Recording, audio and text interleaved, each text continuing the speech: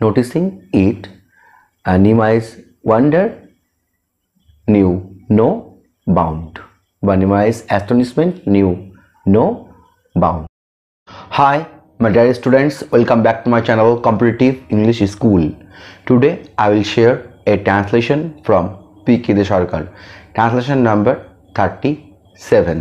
ট্রান্সলেশনটা শুরু হচ্ছে এই লাইন দিয়ে, নিমাইয়ের প্রতিভাতে সকলেই চমকিত।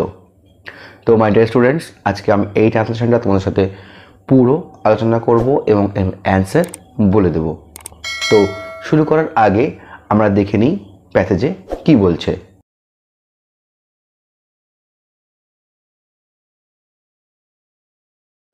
নিমাইয়ের প্রতিভাতে সকলেই চমকিত। ছাত্রাবস্থায় তিনি ন্যায়ের একখানা প্রধান গ্রন্থের উপর একটি টীকা লিখিতে আরম্ভ করিলেন। কথা প্রসঙ্গে একদিন জনৈক মেধাবী সহপাঠীকে তাহার কিছু পড়িয়া শুনাইলেন। শুনিতে শুনিতে সহপাঠীর অশ্রু ঝরিতে লাগিল। দেখিয়া নিমাইয়ের বিস্ময়ের সীমা রইল না। নিমাই তাহাকে সান্ত্বনা দিয়া বারংবার ইহার কারণ জিজ্ঞাসা করিলে তাহার ভালোবাসায় মুগ্ধ সহপাঠী বলিলেন, ভাই, বহু পরিশ্রম করিয়া আমি এই গ্রন্থের একখানি টীকা লিখিয়াছি, কিন্তু তোমার লেখা শুনিয়া মনে হইল তোমার গ্রন্থ সম্পূর্ণ হইলে আমার গ্রন্থ কেহ পাঠ করিবে না। সহপাঠীর দুঃখের কারণ শুনিয়া নিমাই হাসিতে হাসিতে সেই মুহূর্তেই টীকাটি গঙ্গার জলে ফেলিয়া দিলেন। সো মাই ডিয়ার স্টুডেন্টস, আমরা দেখে নিয়েছি প্যাসেজে কি বলছে। তোমরা নিজেরা একটু সময় নাও, প্র্যাকটিস করো, তারপর আমি তোমাদের সাথে পুরো অ্যান্সারটা শেয়ার করছি। আমি এবার সরাসরি চলে যাচ্ছি সলিউশন অ্যান্ড অ্যানালাইসিসে। Solution and analysis. একদম ফার্স্ট সেন্টেন্সে বলছে, নিমাইয়ের প্রতিভাতে সকলেই চমকিত। আমি লিখেছি, everyone was amazed by the brilliance of Nimai.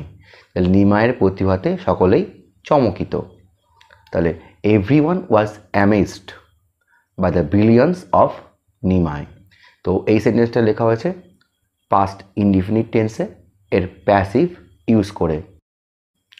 Everyone was amazed, চমকিত, with the brilliance of Nimai, নিমাইয়ের প্রতিভাতে। এছাড়াও তোমরা লিখতে পারো, everyone was astounded with the sagacity of Nimai. তাহলে প্রত্যেকেই চমকিত। everyone was astounded by the sagacity, বিচক্ষণতা বা বৌদ্ধমত্তা। everyone was astounded with the sagacity of Nimai. Next sentence, ছাত্রাবস্থায় তিনি ন্যায়ের একখানা প্রধান গ্রন্থের উপর টীকা লিখিতে আরম্ভ করিলেন। In his student life, he started to compose a commentary on one of the vital books of justice. তাহলে কি বলল না, ছাত্রাবস্থায় তিনি ন্যায়ের একখানা প্রধান গ্রন্থের উপর টীকা লিখিতে আরম্ভ করলেন। তাহলে ইন হিজ স্টুডেন্ট লাইফ, তার ছাত্র জীবন, in his student life he started to compose, তিনি লিখতে আরম্ভ করলেন। He started to compose a commentary, একটা টিকা, on one of the vital books of justice, কিসের উপর না, একটা প্রধান গ্রন্থ ন্যায়ের। তাহলে on one of the vital books of justice, ন্যায়ের একটা প্রধান গ্রন্থের উপর। তো এটা আমি লিখেছি পাস্ট ডিফিনিট টেন্স ইউজ করে, তাই বলা আছে প্যাসেজে subject V2, he started to compose. বা এছাড়াও তোমরা লিখতে পারো, ইন হিজ বয়হুড, ছাত্রাবস্থায় বা ছোট জীবনে, বাল্যকাল, in his boyhood he began to pen a note, তিনি আরম্ভ করলেন লিখতে। হি বিগ্যান টু পেন, পেনটাকে ভাব করে দিলাম, he began to pen a note on one of the vital books of justice, ন্যায়ের একখানা প্রধান গ্রন্থের উপর তিনি টীকা লিখতে আরম্ভ করলেন। নোট মানে টীকা। তাটাও সেই একইভাবে পাস্ট ইনডিফিনিট টেন্সেই লেখা হয়েছে। নেক্সট সেন্টেন্স, কথা প্রসঙ্গে একদিন জনৈক মেধাবী সহপাঠীকে তার কিছু অংশ তিনি পড়িয়া শুনাইলেন।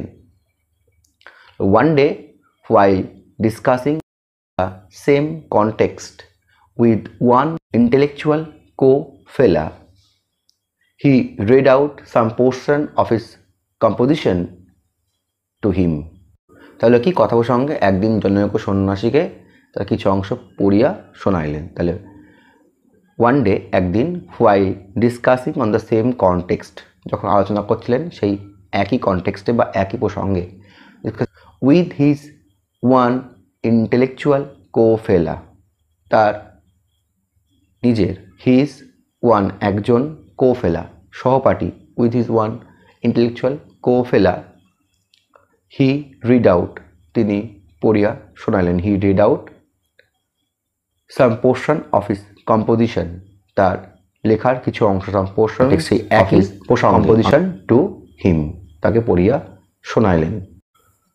এটা আমি লিখেছি ওয়ান ডে while discussing, এটা পার্টিসিপল হিসেবে প্রেজেন্ট পার্টিসিপল আইন যোগ করে on the same context with his one intellectual co-fellow he readটা কিন্তু মানে past form, read out some portions of his composition to him তাকে পড়িয়া শোনাইলেন, past indefinite। এছাড়া তোমরা বলতে পারো one day while conversing with his one brilliant classmate in the same context he read out some portions of it। তাহলে one day একদিন while conversing যখন কথোপকথন চলছিল, one day while conversing with his brilliant classmate তার সহপাঠী, ক্লাসমেটও বলা যায়, কোফেলা বলা যায়, ব্রিলিয়ান্ট মেধাবী, কনটেক্সট সেই একই প্রসঙ্গে context he read out some portions of it সে তাকে পড়ে কিছু অংশ শোনালো। এই সেন্টেন্সটা ঠিক একইভাবে আমি প্রথমটা অংশটা পার্টিসিপল ইউজ করে তারপরটা হি রেড আউট পাস্ট ইনডিফিনিট টেন্সে লিখেছি। নেক্সট সেন্টেন্স, শুনিতে শুনিতে সহপাঠীর অশ্রু ঝরিতে লাগিল। while listening from his co-fellow tears fell rolling from his eyes। তাহলে শুনতে শুনতে তার চোখ হইতে অশ্রু ঝরিতে লাগিল। while listening from his co-fellow যখন তিনি শুনছিলেন তার সহপাঠীর কাছ থেকে, while listening from his co-fellow tears fell অশ্রু পড়ল, tears fell rolling from his eyes চোখ থেকে গড়াতে গড়াতে, tears fell rolling from his eyes। তাহলে আমি লিখেছি পাস্ট ইনডিফিনিট টেন্সে। এভাবে বলা আছে, প্রথম পার্টটা সেই একইভাবে পার্টিসিপল করে দিয়ে শোনার সময় while listening from his co-fellow tears fell rolling from his eyes, তাহলে fell rolling from his eyes, fell past indefinite, তারপর rolling from his eyes এটা আবার পার্টিসিপল করে লিখেছি। এছাড়া তোমরা বলতে পারো at the time of hearing this his classmates tear knew no bound। সেটা শোনার সময় at the time of hearing this his classmates tear তার সহপাঠীর চোখের জল, his classmates tear knew no bound আর ধরে রাখিতে পারিল না, মানে অজস্র ধারায় অশ্রু পড়তে লাগিল। এটা হচ্ছে নিউ নো বাউন্ড, এটা আমি লিখেছি পাস্ট ইনডিফিনিটে, নিউ নো বাউন্ড। দেখিয়া নিমায়ের বিস্ময়ের সীমা রইল না। Watching this situation Nimai could hardly bear his astonishment. দেখিয়া নিমায়ের বিস্ময়ের সীমা রইল না, তাহলে ওয়াচিং দিস সিচুয়েশন এই সিচুয়েশনটা দেখিয়া, তাহলে watching this situation Nimai could hardly bear Nimai আর সহ্য করতে পারল না হিজ অ্যাস্টনিশমেন্ট তার এই বিস্ময়টা। তাহলে watching this situation Nimai could hardly bear his astonishment তার এই বিস্ময়। এটা আমি লিখেছি কিন্তু পাস্ট ইনডিফিনিট টেন্সে, কুড হার্ডলি বিয়ার মানে আর সহ্য করতে পারলো না, ধরে রাখতে পারলো না, সেই সীমাটা অতিক্রম করে গেল। Hardly has a negative sense, could hardly bear his astonishment, could দিয়ে পাস্ট টেন্সে লিখেছি, could hardly bear, could plus V1। এছাড়া তোমরা লিখতে পারো Nimai was utterly astonished at this sight. তাহলে সে পুরোপুরিভাবে অবাক হয়ে গেল, অ্যাস্টনিশড হয়ে গেল। Nimai was utterly astonished at this sight, সেটা দেখে। এটা আমি লিখেছি কিন্তু পাস্ট ইনডিফিনিট টেন্সে প্যাসিভ সেন্স ইউজ করে, প্যাসিভ ভয়েস। এছাড়া তোমরা লিখতে পারো seeing it Nimai's astonishment knew no bound. Knew no bound মানে সেই সীমা ধরে রাখতে না পারা। তাহলে অশ্রুর ক্ষেত্রে যেমন এটা লেখা যাবে, এক্ষেত্রেও লেখা যাবে। তাহলে সিইং দিস, এটা দেখে নিমাইজ অ্যাস্টনিশমেন্ট, তার বিস্ময়, নিউ নো বাউন্ড, সে আর ধরে রাখতে পারলো না, বিস্ময়ের সীমা রইল না। এটা আমি লিখেছি পাস্ট ইনডিফিনিট টেন্স ইউজ করে। Astonishment knew no bound, V2 knew. Seeing ইটের জায়গায় এটা লেখা যেতে পারে noticing it Nimai's wonder knew no bound, বা Nimai's astonishment knew no bound. Next sentence, Nimai তাহাকে সান্ত্বনা দিয়া বারংবার ইহার কারণ জিজ্ঞাসা করিলে সেই সহপাঠী তার ভালোবাসায় মুগ্ধ হইয়া বলিলেন, ভাই, বহু পরিশ্রম করিয়া আমি এই গ্রন্থের একখানা টিকা লিখিয়াছি। Giving solace to him when Nimai asked him repeatedly its cause, his co-fellow, being enchanted in love, replied, brother, I have composed a commentary on the same book after much hardship. তাহলে এই সেন্টেন্সটা কোটেশন বাদ দিয়ে, যদি direct সেন্টেন্সে বলা আছে কোটেশনের মধ্যে, তো কোটেশন বাদ দিয়ে যে প্রথম পার্টটা আছে সেটা কিন্তু অবশ্যই পাস্ট টেন্সে বলেছে এবং সেভাবেই লিখতে হবে, যেমন আমি লিখলাম। প্রথমটা পার্টিসিপেল করে দিয়ে গিভিং সোলাস টু হিম, তাকে সান্ত্বনা দিয়ে, when Nimai asked him repeatedly, যখন নিমাই তাকে জিজ্ঞাসা করছিল বারংবার, asked him repeatedly of its cause, এর কারণ। তাহলে asked it repeatedly present indefinite tense. তার ভালোবাসায় মুগ্ধ সহপাঠী বললেন, তাহলে হিজ কো ফেলা বিইং এনচ্যান্টেড ইন লাভ, তাহলে বিইং এনচ্যান্টেড, হ্যাঁ, মুগ্ধ হয়ে গিয়ে, এনচ্যান্টেড ইন লাভ, তার ভালোবাসায়, রিপ্লাইড, উত্তর দিলেন। এবার কোটেশন শুরু হচ্ছে, কোটেশনের মধ্যে ডিরেক্ট সেন্টেন্স, তো এটা লেখা আছে কিন্তু প্রেজেন্ট পারফেক্ট টেন্স, আমি তাই লিখেছি। এবং কোটেশন মধ্যে কিছু লিখতে হলে সে শর্ট ফর্ম করে দিতে হয়, যেমন আই হ্যাভকে I have, I apostrophe V, I have composed a commentary on the same book after much hardship, আমি অনেক কষ্ট করিয়া এই গ্রন্থের উপর একটা টিকা লিখিয়াছি। I have composed a commentary on the same book after much hardship, অনেক কষ্ট করিয়া লিখিয়াছি। এটা প্রেজেন্ট পারফেক্ট টেন্সে। এছাড়া তুমি লিখতে পারো consoling him, Nibai asked him repeatedly the reason of it, and his co-fellow, being enamored of love, said, I have penned a note on this book by very hard toil. তাহলে এটাও সে একইভাবে participle use করে, consoling হিম, তাকে সান্ত্বনা দিয়ে।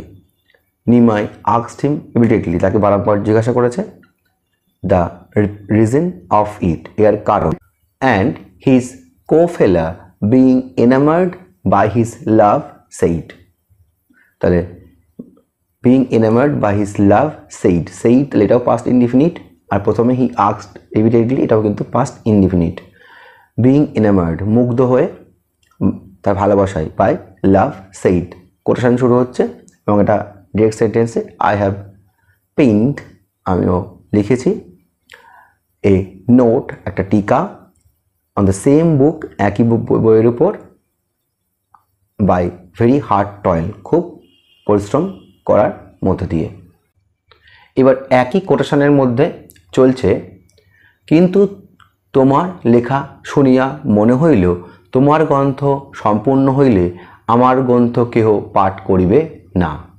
But listening your composition it seems to me that if your book is completed, no one will read mine.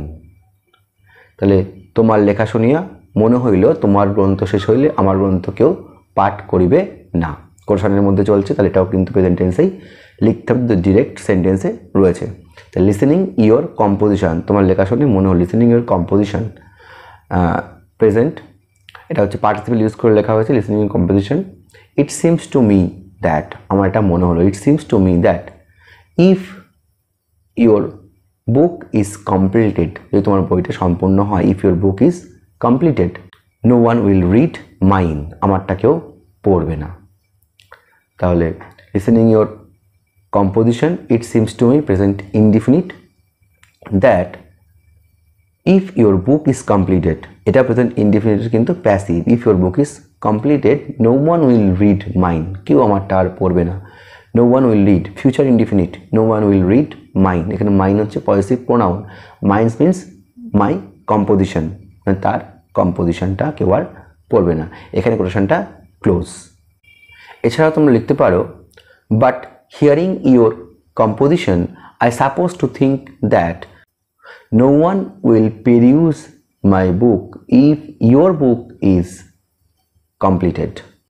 তো সেই একইভাবে বাট হিয়ারিং ইওর কম্পোজিশন, তোমার লেখা শুনে, আই সাপোজ টু থিঙ্ক, আমার এটা মনে হচ্ছে, suppose to think that no one will peruse my book, কেউ আমার বই পড়বে না। No one will peruse my book, future indefinite.